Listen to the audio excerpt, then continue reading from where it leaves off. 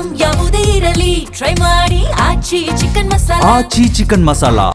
ಪರಿಷತ್ ಸದಸ್ಯೆಯಾಗಿರುವಂತಹ ಉಮಾಶ್ರೀ ಅವರಿಗೆ ಸಚಿವ ಸ್ಥಾನಕ್ಕೆ ಆಗ್ರಹ ಅನ್ನೋದು ಹೆಚ್ಚಾಗಿದೆ.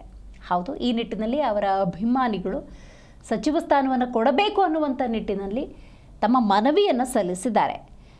ರಬಕವಿ ಬನಹಟ್ಟಿಯಲ್ಲಿ ಕೈ ಕಾರ್ಯಕರ್ತರು ಈ ನಿಟ್ಟಿನಲ್ಲಿ ಒತ್ತಾಯವನ್ನು ಮಾಡಿದ್ದಾರೆ. ಬಾಗಲಕೋಟೆ ಜಿಲ್ಲೆಯ ರಬಕವಿ ಬನಹಟ್ಟಿಯಲ್ಲಿ ಧರಣಿ ಕೂಡ ಮಾಡಿದ್ದಾರೆ. ಉಮಾಶ್ರೀ ಅವರಿಗೆ ಸಚಿವ ಸ್ಥಾನವನ್ನು ನೀಡಬೇಕು ಅನ್ನುವಂಥ ನಿಟ್ಟಿನಲ್ಲಿ ಕಂಡು ಬಂದಿರುವ ಒತ್ತಾಯ ಇದು. ಸರ್ಕಾರದಲ್ಲಿ ಮಹಿಳೆಯರಿಗೆ ಸಚಿವ ಸ್ಥಾನವನ್ನು ನೀಡಿಲ್ಲ.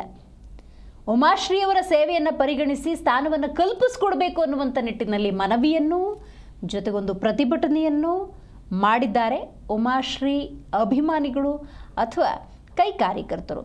ಸೊ ಹಾಗಾಗಿ ಮಹಿಳೆಯರಿಗೆ ಸಚಿವ ಸ್ಥಾನದಲ್ಲಿ ಸ್ಥಾನ ಅನ್ನುವ ಸಂದರ್ಭದಲ್ಲಿ ಮುಖ್ಯಮಂತ್ರಿ DK ಶಿವಕುಮಾರ್ ಅವರು ಯಾವ ನಿರ್ಧಾರವನ್ನು ತೆಗೆದುಕೊಳ್ತಾರೆ ಅನ್ನೋದು ಕೂಡ ಕುತೂಹಲವನ್ನು ಹೆಚ್ಚು ಮಾಡಿದೆ.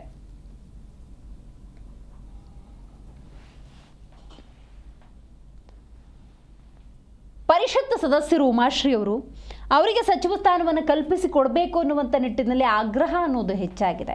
ನೀವು ದೃಶ್ಯದಲ್ಲಿ ಏನು ನೋಡ್ತಾ ಇದ್ದೀರಿ, ಕಾಂಗ್ರೆಸ್ನ ಕಾರ್ಯಕರ್ತರು ಉಮಾಶ್ರೀ ಅವರ ಅಭಿಮಾನಿಗಳು ಅಂತ ಹೇಳಿದ್ರೆ ತಪ್ಪಾಗುವುದಿಲ್ಲ.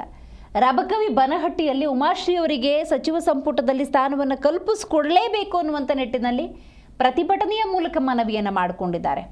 ಯಾಕಂದರೆ ಸಚಿವ ಸಂಪುಟ ಅಂದಾಗ ಮಹಿಳೆಯರಿಗೆ ಪ್ರಾತಿನಿಧ್ಯ ಕೊಡೋದು ಬಹಳ ಮುಖ್ಯ ಆಗುತ್ತೆ.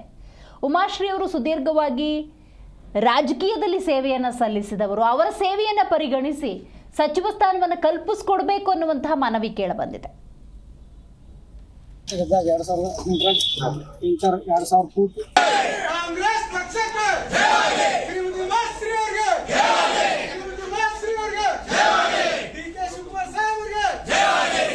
ಕರ್ನಾಟಕ ಗಣ ಸರ್ಕಾರದಲ್ಲಿ ಮಾಜಿ ಸಚಿವರಾಗಿ ಹಿರ್ದಾ ವಿಧಾನಸಭಾ ಮತಕ್ಷೇತ್ರದ ಜನಪ್ರಿಯ ಶಾಸಕರಾಗಿ ಹಾಲಿ ವಿಧಾನ ಪರಿಷತ್ ಸದಸ್ಯರಾದಂಥ ಶ್ರೀಮತಿ ಉಮಾಶ್ರೀ ಅಮ್ಮವರಿಗೆ ಇವತ್ತಿನ ದಿವಸ ಡಿ ಕೆ ಶಿವಕುಮಾರ್ ಅವರ ಸರ್ಕಾರದಲ್ಲಿ ಕ್ಯಾಬಿನೆಟ್ ದರ್ಜೆ ಸಚಿವ ಸ್ಥಾನ ಕೊಡಬೇಕೆಂದು ನಮ್ಮೆಲ್ಲ ಒಕ್ಕೂಟದ ಅಭಿಪ್ರಾಯ ಆಗಿದೆ. ಅವರು ಈಗಾಗಲೇ 5 ವರ್ಷ ಸಚಿವರಾಗಿ ಅವರು ಕಾರ್ಯನಿರ್ವಹಿಸಿದಂಥ ಕೆಲಸ 2 ಇಲಾಖೆಗಳನ್ನು ಕೊಟ್ಟಿದ್ರು, ಮೂರು ಇಲಾಖೆಗಳನ್ನು ಕೊಟ್ಟಿದ್ರು. ಅದರಲ್ಲಿ 2 ಇಲಾಖೆಗೆ ರಾಷ್ಟ್ರ ಪ್ರಶಸ್ತಿಗಳನ್ನ ಪಡೆದಿದ್ದಾರೆ. ಮಹಿಳಾ ಮತ್ತು ಮಕ್ಕಳ ಕಲ್ಯಾಣ ಇಲಾಖೆ ಹಾಗೂ ವಿಕಲಚೇತನ ಮತ್ತು ಹಿರಿಯ ನಾಗರಿಕರ ಸಬಲೀಕರಣ ಇಲಾಖೆಗೆ ಅವರು 2 ರಾಷ್ಟ್ರ ಪ್ರಶಸ್ತಿಗಳನ್ನ ಪಡೆದಿದ್ದಾರೆ. ಅದೇ ತರ ಈ ತರನೂ ಕೂಡ